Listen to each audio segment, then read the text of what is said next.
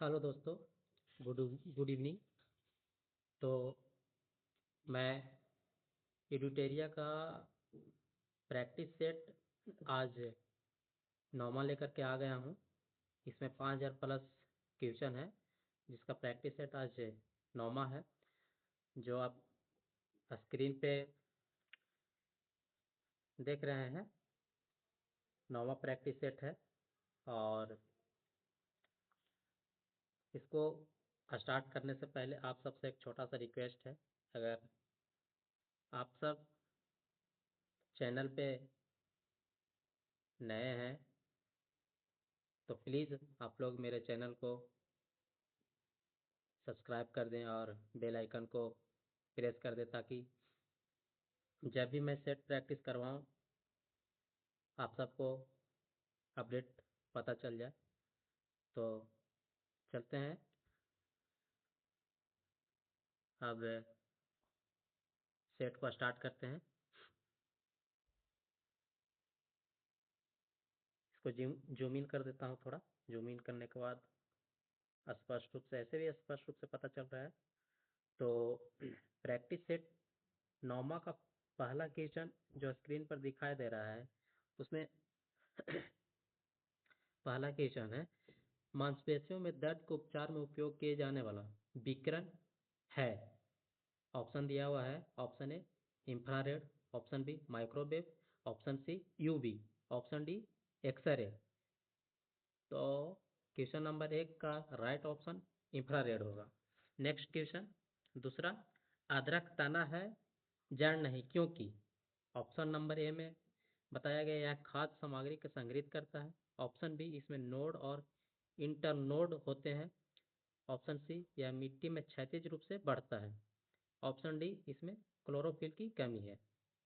तो second question का right option हो जाएगा ऑप्शन नंबर बी, इसमें नोड और इंटरनोड होते हैं। अब चलते हैं नेक्स्ट क्वेश्चन की ओर। बोरी एवं कूनो वन जीव अभयारण्य किस राज्य में अवस्थित है? इसका ऑप्शन है ए मध्य प्रदेश, बी महाराष्ट्र, सी असम, डी उत्तराखंड। तो क्वेश्चन नंबर 3 का राइट ऑप्शन हो जाएगा ऑप्शन नंबर ए मध्य प्रदेश। कौन सा हो जाएगा? मध्य प्रदेश। नेक्स्ट क्वेश्चन की ओर बढ़ते हैं। Question number 4। क्वेश्चन नंबर 4 में है, राष्ट्रपति द्वारा राष्ट्रीय आपात की उद्घोषणा संसद के दोनों सदनों द्वारा कितने माह के भीतर अनुमोदित होना आवश्यक है? ऑप्शन इसमें है। ऑप्शन ए में 1 माह, ऑप्शन बी 2 माह, ऑप्शन सी 3 माह, ऑप्शन डी 6 माह। तो क्वेश्चन नंबर 4 का राइट ऑप्शन ए है 1 माह। इसका आंसर हो जाएगा 1 माह के लिए। कितना? 1 माह के लिए। नेक्स्ट क्वेश्चन की ओर बढ़ते हैं। नेक्स्ट क्वेश्चन 5वां नंबर, भारत में राष्ट्रीय आय का आकलन सर्वप्रथम किस वैज्ञानिक द्वारा किया गया था? ऑप्शन है A R C. Dutt, option B R D. Gadgil, option C Dadabhai Naoroji, option D R B K. Rao. तो क्वेश्चन नंबर 5 का right option option number D है आर.बी.के. राव। कौन है? तो आर.बी.के. राव। नेक्स्ट क्वेश्चन की ओर बढ़ते हैं। क्वेश्चन नंबर 6 का क्वेश्चन है, वर्ल्ड इकोनॉमिक आउटलुक रिपोर्ट निम्न में से किस संस्था द्वारा प्रकाशित किया जाता है? तो इसका ऑप्शन है ए विश्व व्यापार संगठन, ऑप्शन बी विश्व आर्थिक मंच, ऑप्शन सी विश्व बैंक, ऑप्शन डी अंतर्राष्ट्रीय मुद्रा कोष। क्वेश्चन नंबर 6 का राइट ऑप्शन डी हो जाएगा अंतर्राष्ट्रीय मुद्रा कोष। कौन सा हो जाएगा? अंतर्राष्ट्रीय मुद्रा कोष हो जाएगा। नेक्स्ट क्वेश्चन की ओर बढ़ते हैं। जल का अधिकतम घनत्व होता है, जल का अधिकतम घनत्व होता है option number A, option A में 373 के kelvin, 277 kelvin, 300 sorry, option C में 273 केल्विन, ऑप्शन डी में 269 केल्विन। तो इसका राइट ऑप्शन हो जाएगा option number B, option number B 277 kelvin. Next question की ओर बढ़ते हैं। क्वेश्चन नंबर 8, सूची 1 को सूची 2 से सुमिलित कीजिए। यानी कि एक तरफ क्वेश्चन दिया हुआ है और दूसरी तरफ आंसर उसको मिलान करना है। तो लैक्टिक अम्ल, क्वेश्चन ऑप्शन ए में है लैक्टिक अम्ल, क्वेश्चन बी में एसिटिक अम्ल, और क्वेश्चन ऑप्शन सी में है साइट्रिक अम्ल। इसमें से मिलाना है कि लैक्टिक अम्ल किस में होता है, एसिटिक अम्ल किस में होता है, साइट्रिक अम्ल किस में होता है, और ब्यूटायरिक अम्ल किस में होता है। तो इसका ऑप्शन 8 का राइट ऑप्शन हो जाएगा सी, यानी कि लैक्टिक अम्ल नींबू में, यानी कि ए का, सॉरी लैक्टिक अम्ल दूध में पाया जाता है। ठीक है, लैक्टिक अम्ल किस में पाया जाता है, दूध में, इसीलिए एक का 3 है। और एसिटिक अम्ल यानी कि बी का 4, सिरका, एसिटिक अम्ल सिरका में पाया जाता है। ठीक है, और साइट्रिक अम्ल, साइट्रिक अम्ल यानी कि नींबू में पाया जाता है। साइट्रिक अम्ल किस में पाया जाता है, नींबू में। और ब्यूटायरिक अम्ल किस में पाया जाता है, दुर्गंधयुक्त मक्खन में। ब्यूटायरिक अम्ल किस में पाया जाता है, दुर्गंधयुक्त मक्खन में। इसीलिए option number C right option होगा। नेक्स्ट क्वेश्चन की ओर बढ़ते हैं। क्वेश्चन नंबर 9, निम्नलिखित को सुमिलित करो। इसमें दिया गया है अभिनव भारत संस्था किस व्यक्ति से संबंधित है। एक तरफ इस व्यक्ति का नाम दिया हुआ है, एक तरफ व्यक्ति का नाम है, और इस संस्था का नाम है। एक तरफ क्या है, संस्था का नाम दिया हुआ है, 1 2 3 4 में संस्था का नाम है। तो इसमें बताना है अभिनव भारत संस्था, Akhil Bharatiya trade union Congress, Hindustan socialist Republican association, और नौजवान सभा। तो इसमें है, तो क्या हो जाएगा, एक में हो जाएगा अभिनव भारत, यानी कि एक का डी है, यानी कि अभिनव भारत किससे संबंधित है, बी डी सावरकर से। किससे, बी डी सावरकर से। Akhil Bharatiya trade union Congress, Akhil Bharatiya trade union Congress किससे संबंधित है, तो दो का सी, यानी कि एम एन जोशी। किससे है, एम एन जोशी से। किससे है, एम एन जोशी से। और तीसरा में क्या है, हिंदुस्तान सोशलिस्ट रिपब्लिकन एसोसिएशन, जो है 3 का बी, यानी कि बी बोले तो चंद्रशेखर आजाद, चंद्रशेखर आजाद से संबंधित है। और नौजवान सभा 4 में ए है, यानी कि नौजवान सभा भगत सिंह से संबंधित है। किससे संबंधित है, भगत सिंह से। तो इसका राइट आंसर हो जाएगा ऑप्शन नंबर सी। सी इसमें मैच कर रहा है, तो इसका राइट आंसर सी हो जाएगा। नेक्स्ट क्वेश्चन की ओर बढ़ते हैं। बंग भंग विरोध आंदोलन का प्रारंभ किस तिथि से हुआ। Option A 20 July 1905, 7 August 1905, 16 October 1905, option D 7 नवंबर 1905। तो इसका राइट आंसर हो जाएगा 7 अगस्त 1905 को, 7 अगस्त 1905 को। नेक्स्ट क्वेश्चन की ओर बढ़ते हैं। क्वेश्चन नंबर 11, निम्नलिखित में कौन सुमिलित है। इसमें सुमिलित कौन है वो बताना है। एक तरफ दिया हुआ है, ऑप्शन ए में है चंद्र परवल वन जीव अभ्यारण्य, जयसमंद वन जीव अभ्यारण्य, करेवा वन जीव अभ्यारण्य। मतलब ए बी सी डी जो ऑप्शन है उसमें सभी का मतलब अभ्यारण्य का नाम है, एक तरफ राज्य का नाम है। इस एक तरफ राज्य का नाम है और दूसरी तरफ अभ्यारण्य का नाम है। तो जो अभ्यारण्य उस राज्य से सम्मिलित करना है इसको। तो इसमें बताना है कि कौन सुमिलित नहीं है। चंद्र परवा वन जीव अभ्यारण्य उत्तर प्रदेश, ये सही है। जयसम्मत वन जीव अभ्यारण्य राजस्थान, ये सही है। करेरा वन जीव अभ्यारण्य मध्य प्रदेश, ये भी सही है। नाहरगढ़ वन जीव अभ्यारण्य, नाहरगढ़ वन जीव अभ्यारण्य कहाँ, कर्नाटक में, ये सही सुमिलित नहीं है। नाहरगढ़ वन जीव अभ्यारण्य जिसका सही आंसर है जयपुर में पाया जाता है। जयपुर कहाँ है, तो राजस्थान में है। ठीक है, नेक्स्ट क्वेश्चन की ओर बढ़ते हैं। क्वेश्चन नंबर 12, संविधान के किस अनुच्छेद के तहत सर्वोच्च न्यायालय रीट जारी करता है। ऑप्शन ए में है अनुच्छेद 32, ऑप्शन बी अनुच्छेद 132, ऑप्शन सी अनुच्छेद 129, और ऑप्शन डी अनुच्छेद 141। तो इसका राइट आंसर हो जाएगा ऑप्शन ए। इसका इसका राइट आंसर हो जाएगा ऑप्शन ए अनुच्छेद 32। कितना हो जाएगा, अनुच्छेद 32। कितना, अनुच्छेद 32 कितना हो जाएगा, अनुच्छेद 32 हो जाएगा। नेक्स्ट क्वेश्चन की ओर बढ़ते हैं। 13 का, हिंदुस्तान रिपब्लिकन एसोसिएशन की स्थापना कहाँ की गई थी। Option A Lucknow, option B Delhi, option C Kanpur, option D Banaras. तो इसका राइट आंसर ऑप्शन सी है, कहाँ, कानपुर में। कहाँ, कानपुर। नेक्स्ट क्वेश्चन की ओर बढ़ते हैं। क्वेश्चन नंबर 14, कोहरा के समय हम लोग किसके कारण देख नहीं पाते हैं? किसके कारण कोहरा के समय हम लोग किसके कारण देख नहीं पाते हैं? ऑप्शन दिया हुआ है, ऑप्शन ए में परावर्तन, ऑप्शन बी आंतरिक परिवर्तन, ऑप्शन सी अपवर्तन और ऑप्शन डी प्रकीर्णन। तो 14 का राइट ऑप्शन ऑप्शन नंबर कितना है? डी। डी, प्रकीर्णन के कारण हम लोग को दिखाई नहीं पड़ता है। ठीक है, जब कोहरा पड़ता है तो उस टाइम हम लोग को प्रकीर्णन के कारण स्पष्ट रूप से दिखाई नहीं पड़ता है।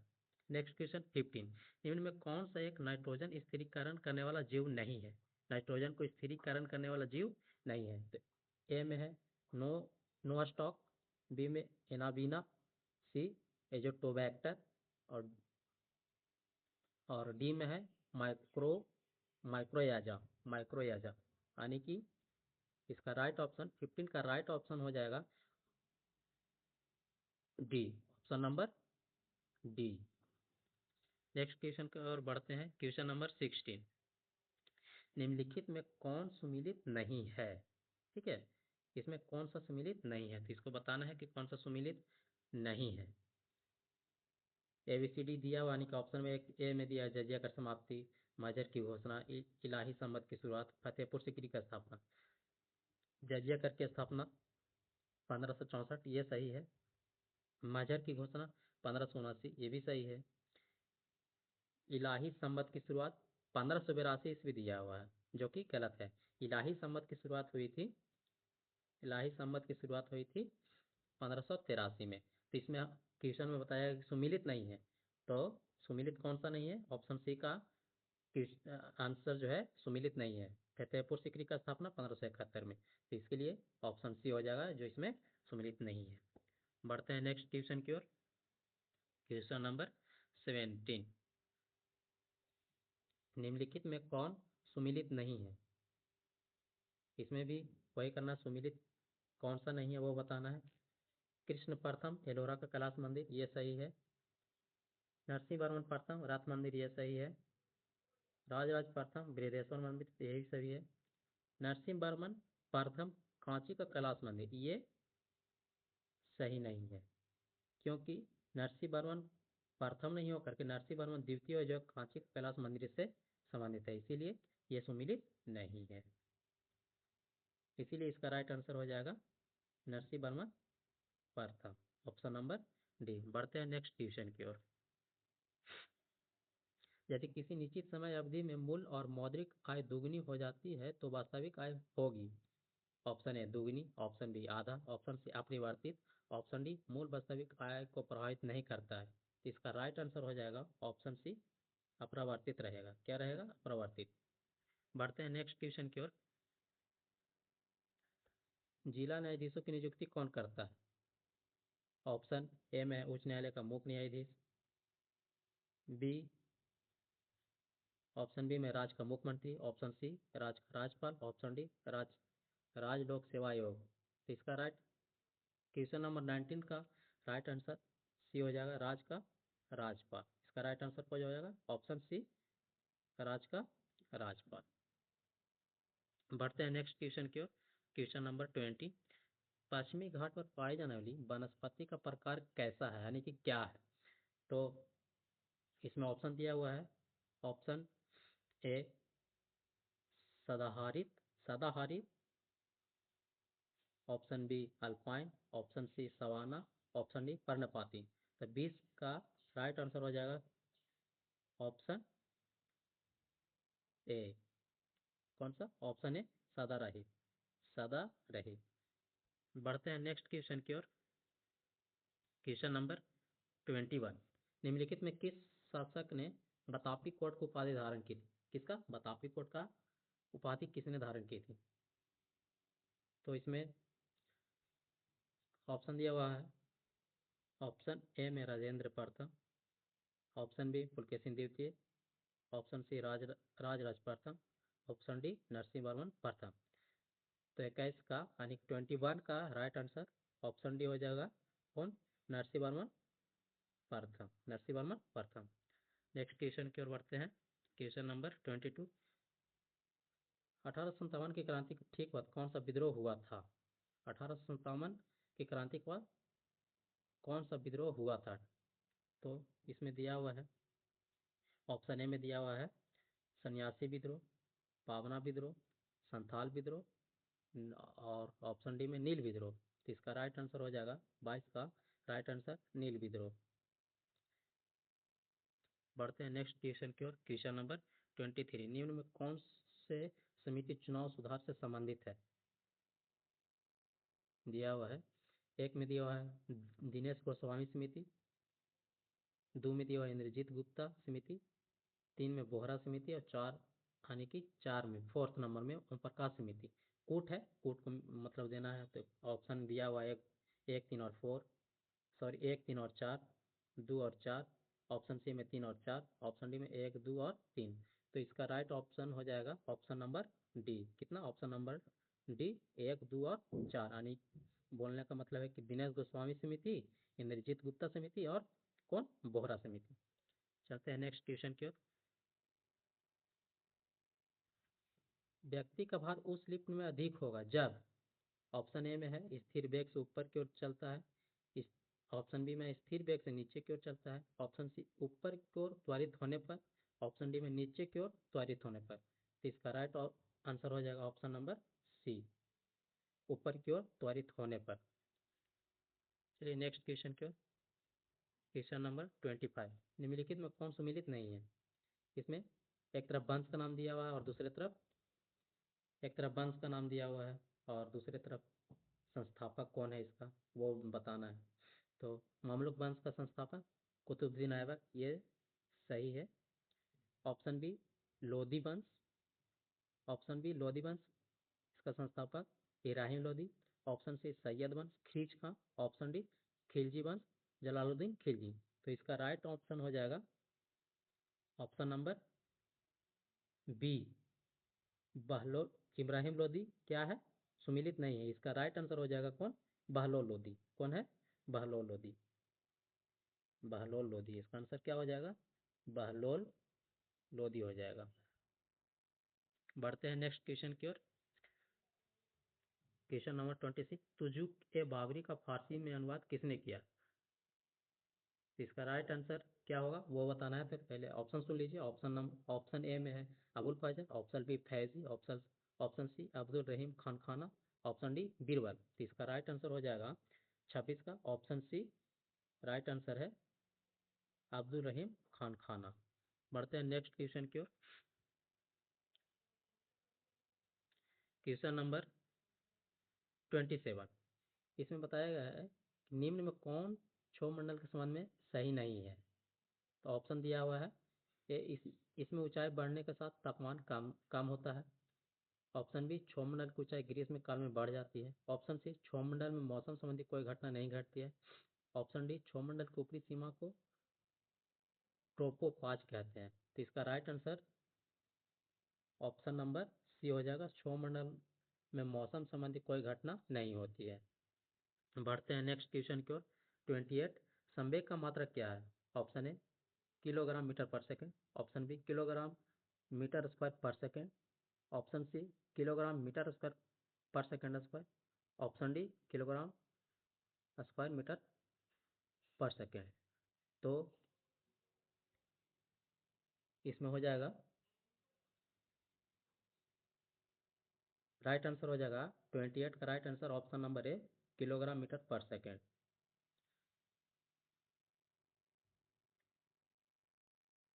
नेक्स्ट क्वेश्चन की ओर बढ़ते हैं। क्वेश्चन नंबर 29, 42वें संविधान संशोधन अधिनियम 1976 द्वारा भारतीय संविधान की प्रस्तावना में किन नए शब्दों को जोड़ा गया? एक में दिया हुआ समाजवादी, दो में पंथ निरपेक्ष, तीन में अखंडता और चार में बंधुत्व। तो इधर कूट कूट दिया हुआ है, कूट के बाद ऑप्शन दिया हुआ है। ऑप्शन ए में है एक और दो, ऑप्शन बी में है एक और दो, ऑप्शन सी एक, दो और तीन, ऑप्शन डी एक, दो, तीन और चार। तो इसका राइट आंसर ऑप्शन सी हो जाएगा, एक, दो और तीन। नेक्स्ट क्वेश्चन की ओर। क्वेश्चन नंबर 30, भगत सिंह एवं बटुकेश्वर दत्त ने केंद्रीय विधानसभा में किसके विरोध में बम फेंके? ऑप्शन दिया हुआ trade dispute bill, public safety bill, arms act, और ऑप्शन डी में ए और बी दोनों। तो राइट आंसर ए और बी दोनों हो जाएगा। क्या हो जाएगा? ए और बी दोनों। चलते हैं नेक्स्ट क्वेश्चन 31 की तरफ। जास्का श्रेणी किस हिमालय में स्थित है? ऑप्शन नंबर ए बृहत Himalaya, option number B trans Himalaya, option number C लघु हिमालय, ऑप्शन नंबर डी इनमें से कोई नहीं। तो इसका राइट आंसर हो जाएगा option number B trans Himalaya. कौन सा हो जाएगा? ट्रांस हिमालय। चलते हैं नेक्स्ट क्वेश्चन की ओर। Question number 32। इसमें लिखा है दसाला बंदोबस्ती में से किसके दिमाग की उपज थी? ऑप्शन नंबर एक Akbar, option number B Todarmal, option number C Jahangir, option number D Aurangzeb. तो इसका राइट ऑप्शन हो जाएगा ऑप्शन नंबर बी टोडरमल। किसका? टोडरमल का। Question number 33। दाचीग्राम राष्ट्रीय उद्यान दाचीग्राम राष्ट्रीय उद्यान निम्नलिखित में किस वन्यजीव के लिए प्रसिद्ध है? ऑप्शन दिया हुआ है ए में लाल panda, option B hangul, option C जंगली कुत्ता, ऑप्शन डी चीता। तो इसका राइट आंसर हो जाएगा ऑप्शन बी हंगुल। हंगुल। बढ़ते हैं नेक्स्ट क्वेश्चन की ओर। Question number 34। सभी प्रकार के सरकारी आय तथा व्यय निम्नलिखित में से किस में जाते हैं? ऑप्शन नंबर ए जन खाता निधि में, ऑप्शन बी आकस्मिक निधि में, ऑप्शन सी भारत को प्रोत्साहित निधि में, ऑप्शन डी भारतीय समेक निधि में। तो इसका राइट आंसर हो जाएगा भारतीय समेकित निधि में। इसमें भारतीय समेकित निधि में। Next question 35। रक्त के वर्गीकरण का सिद्धांत किसने दिया? इसका option A Mendel, option B Darwin, option C Landsteiner, option D Correns. इसका राइट ऑप्शन हो जाएगा ऑप्शन नंबर सी लैंडस्टीनर। कौन हो जाएगा? लैंडस्टीनर। चलते हैं नेक्स्ट क्वेश्चन की ओर 36। किसी प्रिज्म में से गुजरने पर कौन से रंग की प्रकाश किरणें सबसे अधिक अपरिवर्तित होती है? यानी कि परिवर्तित नहीं होते, कम परिवर्तित होती है लेकिन कम परिवर्तित होती है। ऑप्शन ए लाल, ऑप्शन बी हरा, ऑप्शन सी नीला, ऑप्शन डी बैंगनी। तो इसका राइट आंसर हो जाएगा ऑप्शन डी बैंगनी। चलते हैं नेक्स्ट क्वेश्चन 37 की ओर। कांग्रेस की उत्पत्ति के संबंध में सेफ्टी वॉल्व का सिद्धांत निम्नलिखित में किसने दिया था?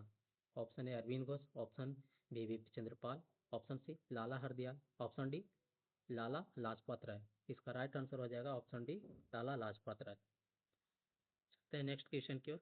पौधे के किस भाग में प्रकाश संश्लेषण होता है? पौधे के किस भाग में प्रकाश संश्लेषण होता है? न्यूक्लियस में, माइटोकॉन्ड्रिया में, क्लोरोप्लास्ट में, ऑप्शन नंबर डी पेरोक्सिसोम में। तो इसका राइट आंसर हो जाएगा ऑप्शन सी क्लोरोप्लास्ट में। किसमें? क्लोरोप्लास्ट में। नेक्स्ट क्वेश्चन की ओर 39 क्वेश्चन नंबर। भारत छोड़ो आंदोलन के दौरान स्थापित समांतर सरकारों में सबसे ज्यादा समय तक रहने वाली सरकार थी? Option A Tamluk, option B Ballia, option C Satara, option D Bhagalpur. इसका राइट आंसर हो जाएगा सतारा। कौन? सतारा। फिर नेक्स्ट क्वेश्चन की ओर 40 यानी कि 40। Question number 14। प्रजापति उत्तर वैदिक काल में किसके प्रमुख देवता थे? ऑप्शन नंबर ए में यज्ञ देवता का, जुद के देवता, सी जल के देवता, डी सृजन का देवता। तो इसका राइट आंसर हो जाएगा ऑप्शन नंबर डी सृजन देवता, सृजन के देवता। नेक्स्ट क्वेश्चन की ओर चलते हैं 41। Question number 41। जैन धर्म के 5 महाभारतों में निम्न में से कौन नहीं है? ऑप्शन ए में ahimsa, option B asteya, option C aparigraha, option D syadvad. इसका राइट आंसर हो जाएगा question number D syadvad. Question number 42। Next question है 42। शेख सलीम चिश्ती किस शासक के समकालीन थे? Option A Babar, option B Humayun, option C Jahangir, option D Akbar. इसका राइट आंसर हो जाएगा option D Akbar. Next question number 43। बौद्ध धर्म का संघ संबंधी नियम तथा आचरण किस पुस्तक में संग्रहित है? Option A Vinaya Pitaka, option B Sutta Pitaka, option C Abhidhamma Pitaka, option D Buddhacharita. तो इसका राइट आंसर है option number A Vinaya Pitaka. कौन सा? विनय पिटक। नेक्स्ट क्वेश्चन की ओर। Question number 44। इसका क्वेश्चन है भारत में परमाणु ऊर्जा आयोग की स्थापना किस वर्ष हुई थी? ऑप्शन ए में 1947, ऑप्शन बी 1948 ईस्वी में, ऑप्शन सी 1950 ईस्वी में, और ऑप्शन डी 1962 ईस्वी में। इसका राइट आंसर है ऑप्शन बी 1948 ईस्वी में। चलते हैं नेक्स्ट क्वेश्चन की ओर। Next question 45 number. निम्नलिखित में तट से कितनी दूरी को प्रादेशिक जल के रूप में जाना जाता है? ऑप्शन ए 20 समुद्री मील, 30 समुद्री मील, 12 समुद्री मील, 15 समुद्री मील। तो 45 का राइट आंसर हो जाएगा ऑप्शन नंबर सी 12 समुद्री मील। क्वेश्चन नंबर 46 वीरभूमि किसका समाधि स्थल है? Option A Rajiv Gandhi, option B Lal Bahadur Shastri, option C Indira Gandhi, option D Jawaharlal Nehru. तो इसका राइट आंसर हो जाएगा ऑप्शन ए राजीव गांधी। कौन? राजीव गांधी। मिलते हैं नेक्स्ट क्वेश्चन में। चलते हैं 47 नंबर। निम्न में कौन सी श्रृंखला द्वितीयक रंगों की है? ए में है लाल सफेद पीला, बी पिकॉक पीला नीला मैजेंटा, ऑप्शन सी लाल हरा नीला, ऑप्शन डी हरा पीला नीला। तो इसका राइट आंसर हो जाएगा ऑप्शन नंबर बी पिकॉक पीला नीला मैजेंटा। Next question 48 number. निम्न में से कौन कैथोड किरण का गुण नहीं है? ऑप्शन ए कैथोड किरणें अदृश्य होती है, ऑप्शन बी यह फोटोग्राफिक प्लेट को प्रभावित करती है, ऑप्शन सी इसकी वेदन क्षमता उच्च होती है, ऑप्शन डी इसका वेग प्रकाश के वेग का 1/10 गुना होता है। तो 48 का राइट आंसर हो जाएगा ऑप्शन नंबर सी इसकी वेदन क्षमता उच्च होती है। नेक्स्ट क्वेश्चन 49 राष्ट्रीय आपात की उद्घोषणा राष्ट्रपति कर सकता है? ऑप्शन ए प्रधानमंत्री की सलाह से, ऑप्शन बी स्वविवेक से, ऑप्शन सी उच्चतम न्यायालय के मुख्य न्यायाधीश के सलाह से, ऑप्शन डी मंत्रिमंडल के लिखित सलाह पर। तो इसका राइट आंसर हो जाएगा ऑप्शन नंबर डी मंत्रिमंडल के लिखित सलाह पर। नेक्स्ट क्वेश्चन मतलब आखिरी क्वेश्चन की ओर पहुंच गए हैं। क्वेश्चन नंबर 50 राष्ट्रपति के संवैधानिक स्थिति के बारे में कौन सा कथन सही नहीं है? इसमें कौन सा कथन सही नहीं है वो बताना है। राष्ट्रपति द्वारा राष्ट्रपति राष्ट्र का प्रतिनिधित्व करता है किंतु राष्ट्र का शासन नहीं। ऑप्शन ए में था। ऑप्शन बी में वह राष्ट्र का प्रतिनिधित्व करता है और शासन भी करता है। ऑप्शन सी वह राष्ट्र का प्रतिनिधित्व नहीं करता है बल्कि राष्ट्र का शासन करता है। ऑप्शन डी वह न ही राष्ट्र के प्रतिनिधित्व करता है और न ही शासन करता है। तो इसका राइट आंसर है कौन सा कथन सही नहीं है वो बताना था। ऑप्शन नंबर ए राष्ट्रपति द्वारा राष्ट्र का प्रतिनिधित्व करता है किंतु राष्ट्र का शासन नहीं करता है। इसमें ऑप्शन ये ए नंबर सही होगा। लास्ट में स्मरणीय तथ्य देते हैं कुछ, उसको बता दे रहा हूँ। इसमें गुप्त वंश के बारे में कुछ बताया है। तो आप लोग इसमें 50 क्वेश्चन पूरा था, उसको आपने पूरा देख लिया है और मैं एनालिसिस भी कर दिया हूँ, बता दिया हूँ, सेट लगा चुका हूँ। लास्ट में मैं आप लोगों से रिक्वेस्ट करता हूँ, छोटा सा रिक्वेस्ट है कि मेरे चैनल को सब्सक्राइब करें और शेयर भी करें, लाइक भी करें, ताकि और भी हमको वीडियो बनाने में अच्छा लगे। तो चलते हैं, ये स्मरणीय तथ्य एक बार फिर से बता दिया जाता है। गुप्त वंश का संस्थापक था श्रीगुप्त। गुप्त वंश का संस्थापक कौन सा था? श्रीगुप्त। गुप्त वंश का प्रथम महान सम्राट था चंद्रगुप्त मौर्य। गुप्त वंश का प्रथम महान सम्राट था वो चंद्रगुप्त प्रथम।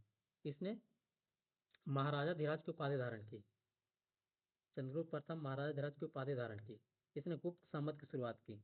इसने गुप्त संवत की शुरुआत किसने की?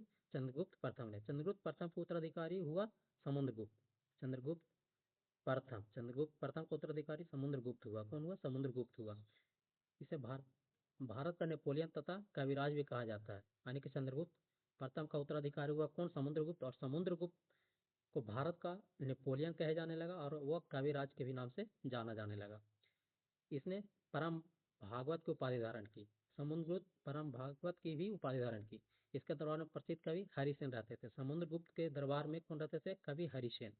समुद्रगुप्त का उत्तराधिकारी हुआ चंद्रगुप्त द्वितीय। इसके शासनकाल का फाहियान भारत आया। इसके शासनकाल में कौन भारत आया था? फाहियान। इसके दरबार में कालिदास, धन्वंतरी, बराहमिहिर जैसे विद्वान रहते थे समुद्रगुप्त के दरबार में। माफ कीजिएगा, चंद्रगुप्त द्वितीय के शासनकाल में उनके इस दरबार में रहते थे। चंद्रगुप्त द्वितीय उत्तराधिकारी हुआ कुमारगुप्त। चंद्रगुप्त द्वितीय का उत्तराधिकारी कौन हुआ? कुमारगुप्त हुआ। इसने नालंदा विश्वविद्यालय की स्थापना की। जो अभी नालंदा विश्वविद्यालय है बिहार में, उसने कुमारगुप्त के द्वारा इसे क्या किया गया था? स्थापना किया गया था। प्रसिद्ध सुदर्शन जी का पुनरुद्धार किसने किया था? स्कंदगुप्त ने। और अंतिम गुप्त शासक कौन था? गुप्त शासक, अंतिम गुप्त शासक कौन था? विष्णुगुप्त। इसीलिए आज प्रैक्टिस सेट इरिटेरिया का प्रैक्टिस सेट 9 समाप्त हो चुका है। तो मिलते हैं फिर नेक्स्ट वीडियो में। तब तक के लिए धन्यवाद। जय हिंद।